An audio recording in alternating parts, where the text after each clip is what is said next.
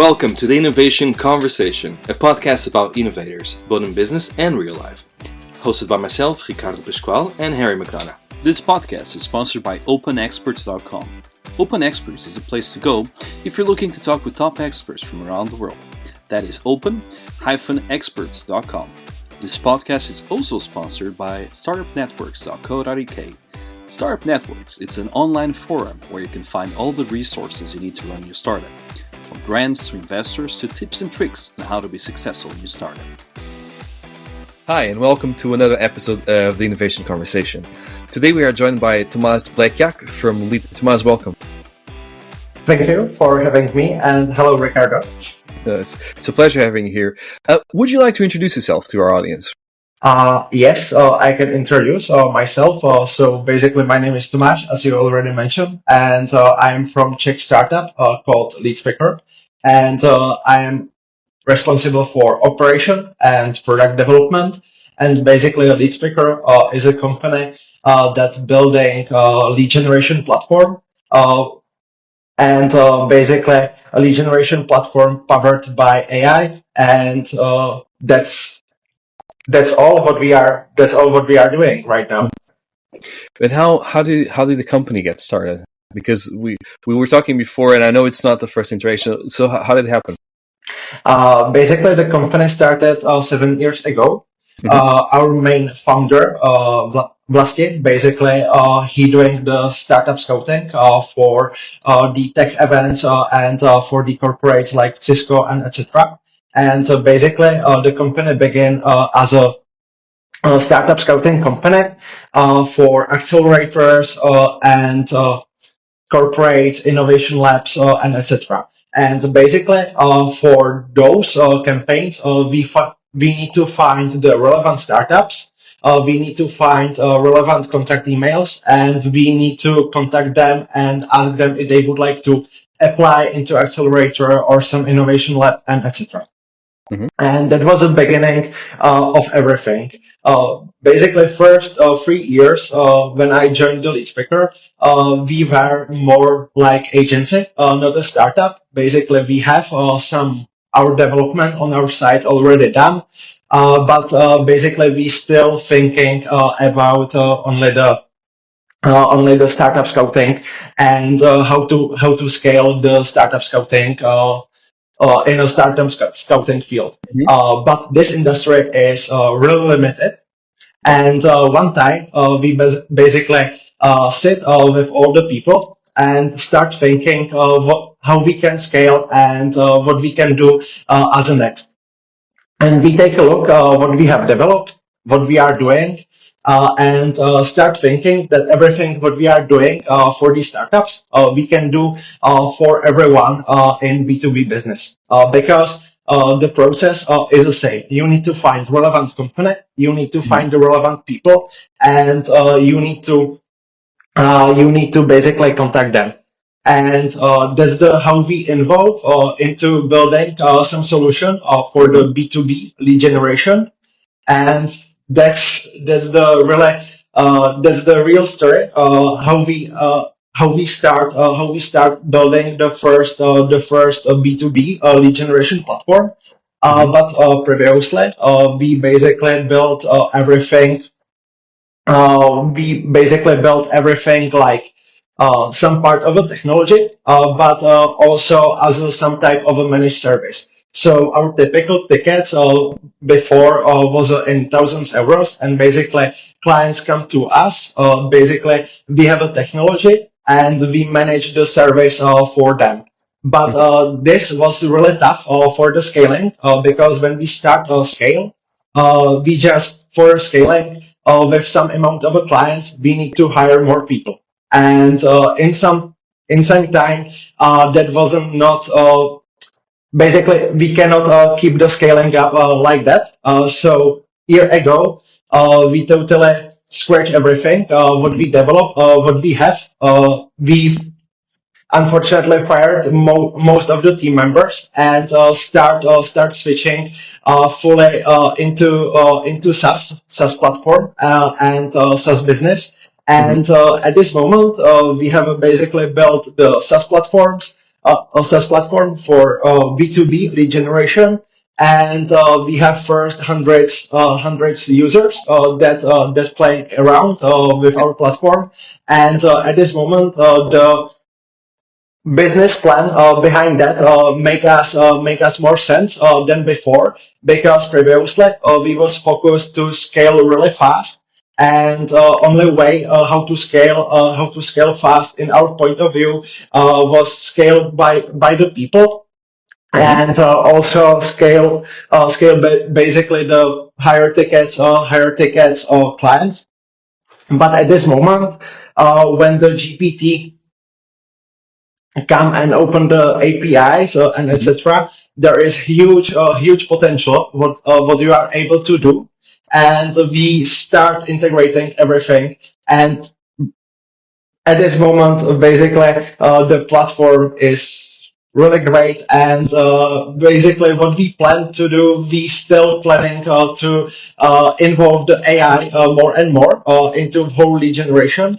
And I think in next 2 or 3 months, we will able to launch and show to all our users full AI powered sales agent that will do the lead generation and pre-sale cycles automatically. So that's You mentioned all this transformation and change within the business, but I'm assuming these were quite stressful moments, right? Changing from one product to the other, and then having to let go of people. How do you deal with that? to be honest, it was there was a few tough moments. Basically, first tough moment was when COVID come here, and basically all the businesses were in a lockdown, and no one's know what to do. So basically, in that time, before COVID came, we just signed up the first investment round. But after we received the investment, everything was locked, and basically most of our clients and most of the deals was paused because no one knows how business goes, how they can operate, and etc. And 3 months after COVID started, it was pretty tough, and it was more about the risk management than and not about scaling. But after 3 months, basically we manage everything, and also the situation in Europe start basically going on, and a lot of people switch into online business, and basically a lot of companies, a lot of type of old businesses like manufacturing companies and etc. looking for some solution for lead generation. So we were really great fit for them. So during COVID, after that, after people start adapting into online, it was okay for us. But first month was a really tough, because we received the money. We just need to scale, and the whole market was a frozen. So that was a. But after that, market start be slowly alive. So we adapt really fast, and we start scaling up. Basically, in 1 year, for 20 clients to 400 clients or something just like that. It was a really fast, and basically. When we received the investment, we were a team around 9 people or something just like that. And after year, since we received the investment, we were a team around 35 people. So that was a really huge scale. We start building the marketing team. We start building the first operation. We just start building the first processes as a normal company. And we keep the scaling up with those people till next thing what happened, and next thing what really influenced us was a war at Ukraine, because we were in a higher ticket sales. So basically, our typical customer value for one customer mean for us lower tickets was around 2,000 euros, and typical ticket was around 5,000 euros. Mhm. And basically, we manage for them the lead generation. We running the campaigns for them. Basically, it was somehow the agency plus our technology behind. And after basically the war on Ukraine started, there was a second issue. And the second issue was the markets that sentiment in Europe. In Europe, basically, again, Mhm. similar as COVID, no one's know how market will go, and Yeah, everything I just remember that. stopped. And you couldn't do a single advertisement anywhere because all the news were always occupied by the war in the Ukraine. Right, so any marketing campaign was completely ineffective because you can be the best marketer, but the news on the Ukraine would always go on top. So yeah. And that was to be honest, that was a hell for us, total hell, because at this moment we have the operations over 400 active client projects, and basically basically from clients we just start getting back. At this moment, we don't know what we can do, and the market is not ready. So we would like to pause the campaign, or Mhm. we would like to decline the campaign. Yeah. So basically, in half year, from almost 400 clients, we go only up to 50 or something Mhm. just like that. And it was basically really tough for us, because we just scale up the team, and we just need to manage to paying the team members. We also have some plan for the scaling up, Mhm. and when this start happening, we just need to we just need to change everything. And we still are waiting if the market will go on or no. But by the end of 2022, we decide that uh, the situation is not better, and we start slowly act. And during December 2022, Mhm. we were team around 60 team members or something just like that. Yeah. So during December, we needed to fire around 20 team members, and that was a really first tough moment, Mhm. because they were pretty good. It was really tough to hire them, because previously, before the war at Ukraine, in Czech Republic and also here in Central Europe, was a really issue to find out good employees. Mhm. There was a really uh, basically everybody everyone after COVID trying to hire someone, and it was really competitive. So we spend the time to hire a team, and Yeah. after that we just need to fire first Mhm. 20 of the team members. And but we still waiting if a market will better or not. Mhm. And we waited till April of 2023, and in April 2023, nothing better is happening on our side, and basically we still have a tough to close new deals because everybody was scared, Mhm. and it was a really high amount of money, but no one's wanted to buy, so it does not make sense to invest into marketing, into sales, and into those solutions. And basically, in April, we just sit with all the people that have basically some that have some stake at a lead speaker, Mhm. and we start thinking what to do Mhm. as a next, and we decide totally change our business model, Okay. and we just start counting how much money we have on our bank account to develop something totally new, Yeah. to survive. It was a really sad because we just take a look on a list of 40 people that we have, and we start saying how we need those persons, those people to develop the new thing. And basically, after that, we decide to keep only the developers and a few salespeople, and the rest of the team we decide to fire. And basically, in that time, we fired next 20, 30 people. Basically, it was That's a that's a tough moment, isn't it? Because that's a lot of people losing their jobs. yes. It was a really tough, and also it was a really tough to communicate with them Mhm.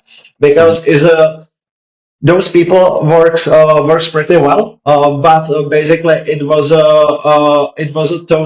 total risk management, and basically there were the people, Mhm. and on the other side, okay, we can keep those people next 1 or 2 months and wait if something will be better or not, and if not, basically we do not have the money to pay those people.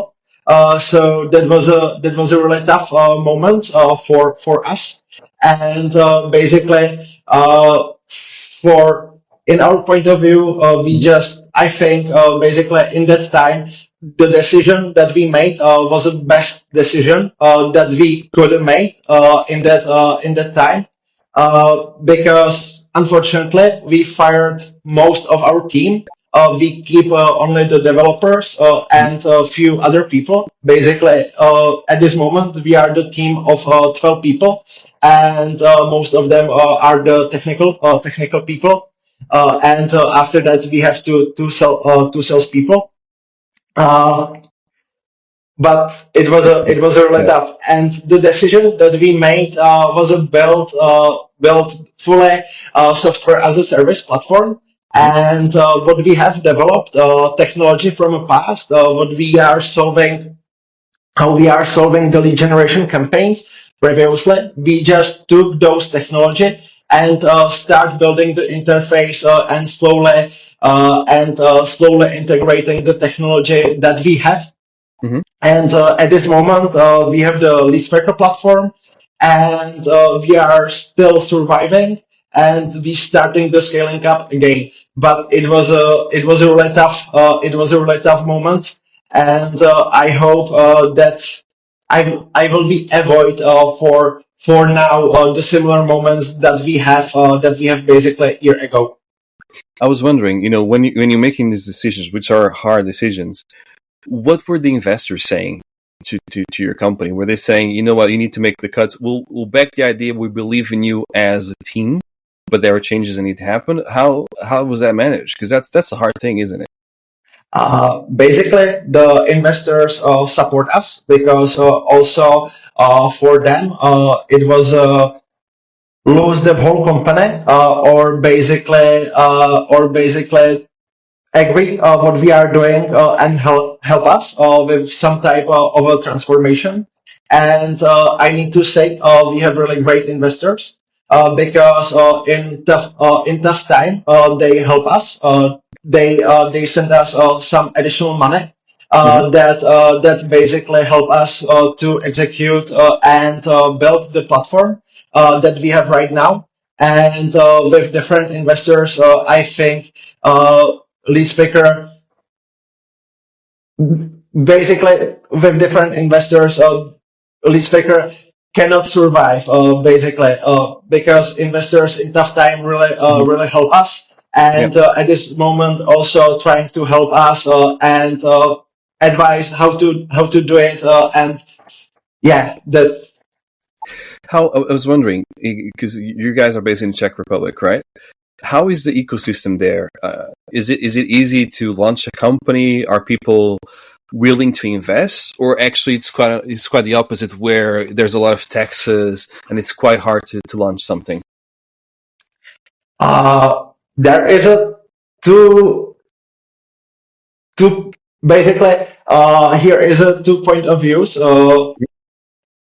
On one, basically we have the really strong ecosystem, really big ecosystem. We have there the big companies like Product Board, like Make, and etc. And we have there also really big VC investors, for example, like Credo Ventures, Reflex Capital, Kaya Ventures, JNT Ventures, and etc. Basically, those investors are big with other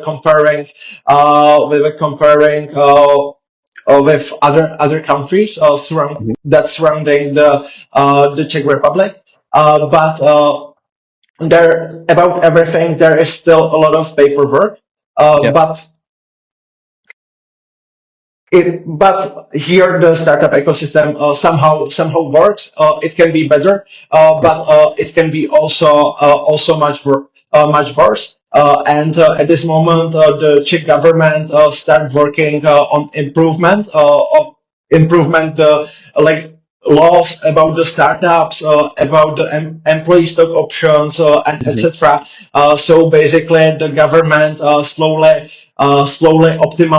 optimize here the startup ecosystem and how startup ecosystem works. But with comparing with countries like USA, where the startup ecosystem is developed over 20 years or 30 years, you cannot compare the paperwork and etc. We just need to take a look that startups are new in Central Europe, and basically those investors and those startups is the first generation of a startups, and we have there something as a startups over 10 years or maybe 15 years. So everything is developing and everything is slowly improving. Interesting. Now, we talk a lot about how many changes you had in the company, how hard it was to transform from the original idea to what you have right now. How do you keep yourself balanced throughout all this? Because this is a lot of stress we're talking about, right? This is not easy. So how do you keep yourself in balance? Basically, in a first transformation, I was totally unbalanced. Basically, I ate a lot of junk food, and I basically drank a lot of coffees and basically a lot of energy drinks. And from guy that weighted around 80 kilograms, I gained to 120 or 114 or something just like that. That's a lot of junk food. But after that, I just start work with myself, because when I was in this unpleasant situation, I made a lot of bad executions, and basically at this moment I just totally switch my mindset. And my priority at this moment is each day to do something for myself. And for me, I'm visiting the gym almost every day. So the workout is one thing that still keep me sharp also in the work, because it's helping me to reduce stress. After that, I practice the cold showers each morning. That's the other really helpful thing. And after that, one or twice per week, I doing the saunas, and basically that's the things that I'm doing. And I see on myself that I have more energy.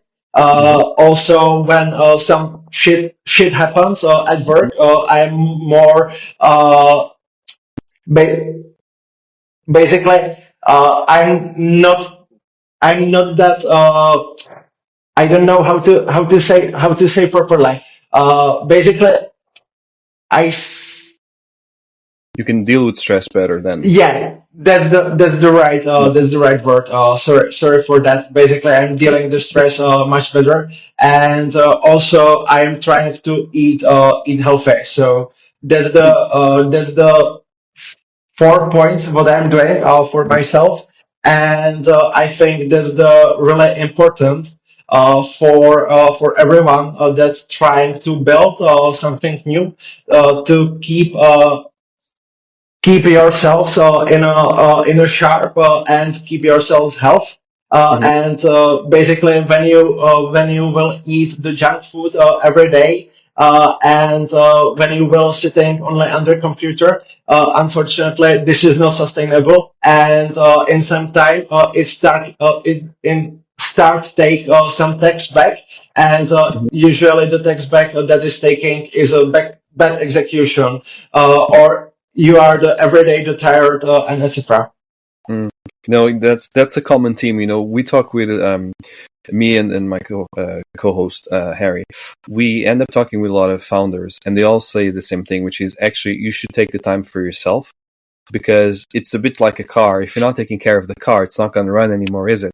You need to change the oil every once in a while, change the brake pads, all those things. And I think we always forget to do that as when we're running a business, because I don't have time to do that. Actually, that is the most important thing. Because if you're not able to produce anymore because you haven't fed yourself properly, you haven't taken care of your health, then that's the end of the business, right? That's it. Yes. I was wondering how important it is for you to have a good circle of people around you, because there's that saying, we're the sum of the 5 people that surround us. So have you found that to be true in your case?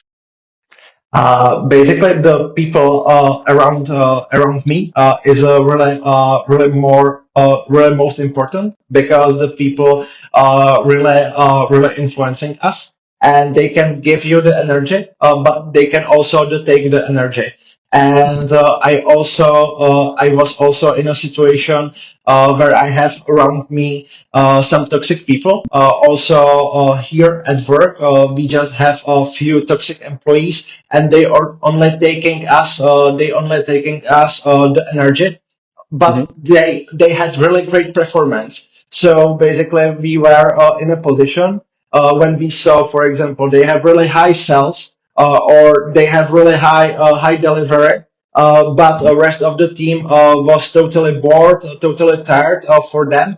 And we really didn't know how to work with that, because on one side we would like to keep those overperforming people, but on the other side, basically those people was problematic in a Mm-hmm. group, and it take us around 6 months to do some final decision. After that, all the toxic people was fired, and Mm-hmm. at this moment, I just need to say that was one of the best things that we can do, and that's also the recommendation when you are building the small company Mm-hmm. and you hire some toxic people.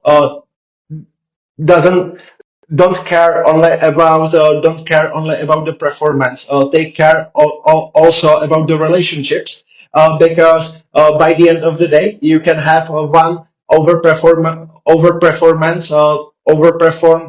person that overperform everybody else, but next 5 team members totally demotivated, because Yep. this toxic person basically uh, is in a group with those people. So my advice, when you hire someone toxic, basically you are able to see in 1 month or 2 months how those people act in a group, in a workspace, and etc.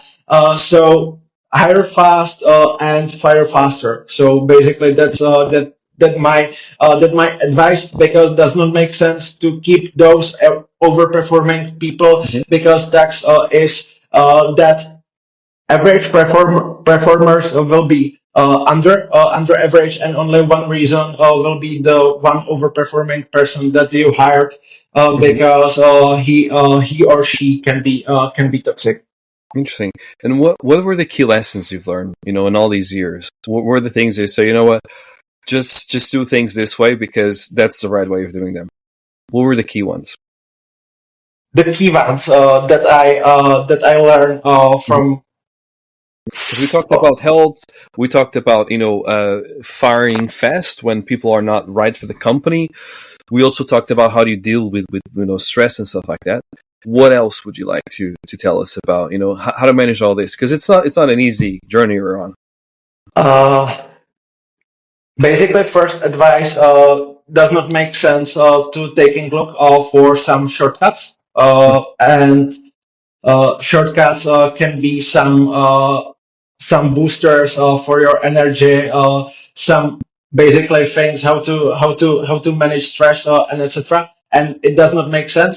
I was in time that I drank 12 cup of coffees per day, and Wow. That's a lot of coffee. uh, it not was this situation was really not good. And with this is also the connected for the business is really important to sleep. Basically, try to invest into sleep. Try to sleep each day at least 7.5 hours, because when you basically doing the night shifts, also the short term. It can look like you really boost your company, you really build something in fast, but by the end of the day, you most likely burn out because of that. So sleep, no shortcuts, any energy boosters or something just like that. Basically, when you start drinking over 2 cups of coffees per day, you should start thinking what you can improve in your lifestyle. After that, you need also the support relationships outside the work, because when you have a partner, when you come at home, for example, after 10 hours at work, and they start argue with you, this is also not good. Also, you need That's the worst thing. also look outside the work, and try trying to find the things next to work that make you happy, because time to time in startup life there is a tough years, not only the tough months, and you still need something in your life that you make you happy, and that keep your positive mindset. For example, for me is workouting and the saunas and etc. and cold showers. So find something just like that still keep your mind positive. Also, when company is going down or is a tough, and you also need to stay. Basically, when something come to be tough and come to be unpleasant, you just need to keep going, and stay. And after that, you can overcome also the toughest things that happen to you. Because when somebody asked us a year ago if we be there in next year, we didn't know, and but we stay, and we are here. And basically, at this moment, each day we have dozens new users. We have a lot of positive feedbacks. We also catching big accounts, and that's only about the mindset and about the people around us. Because when somebody after first uncomfortable things say, okay, this does not make sense for me, and this is not person that you would like to have you in a team or around you if you are doing something in a startup or if you are building something new. Interesting. And what's next for Leadspicker? What does the future look like? Uh, Basically, for the Leadspicker, as a next, we plan switch the 100 users for thousands users. We at this moment, the earliest thing that we planning during first week in June, we plan to launch our product on AppSumo, and get also some users from the United States, and not only from Europe, because at this moment our lead generation channels are more focused on Europe based users. So we would like to take a look outside of Europe, and basically after that, automate a lot of sales processes as we can. We testing the first AI agents that are able to do whole pre-sales cycles. And you don't need to hire interns. You don't need to hire basically the SDRs. Only what you need to say to AI agent is what you are selling, what is your ideal customers, and what is the buying intent that you would like to track. So for someone can be the buying intent, some job post for someone. It can be some new basically published on the website. For someone can be the LinkedIn post. Hmm. For someone can be some like comments on some post on the social networks. And at this moment, in a time of AI, we are able everything scrape on one place with AI to classify if that is relevant or not. If it's relevant, find the relevant contact details, personalized message. For example, I saw post about this and this and this, Hmm. and basically that's the something what we can help you with, and this is our solution. Come to our call. Basically, our goal is make the a lead speaker should make the sales easiest as possible, and that's the what we are building. Hmm. But taking us time at this moment, we have the lead generation platform with normal ability to send multi-channel campaign at the leads directly from LinkedIn. We are launching some first workflows at Monday, but end goal is have fully AI agents that ideally take a look only on your website, ask for some additional questions, and after that start running the pre-sales campaigns for you. The future is bright. I was going to ask you if people want to reach out to you, Thomas. How can they do so? Basically, you can find me on the LinkedIn, basically Tomas Blacjak, or you can also reach me out via email, tomas@leadspicker.com. And for the emails, I usually reply till 4 days. On the LinkedIn, I usually reply during 1 day. So that I highly recommend basically reach me out via LinkedIn. Okay, sounds good. Tomas, thank you so much for your time today. I really appreciate it. I also thank you for invitation and for podcast. So thank you. My pleasure. Thank you.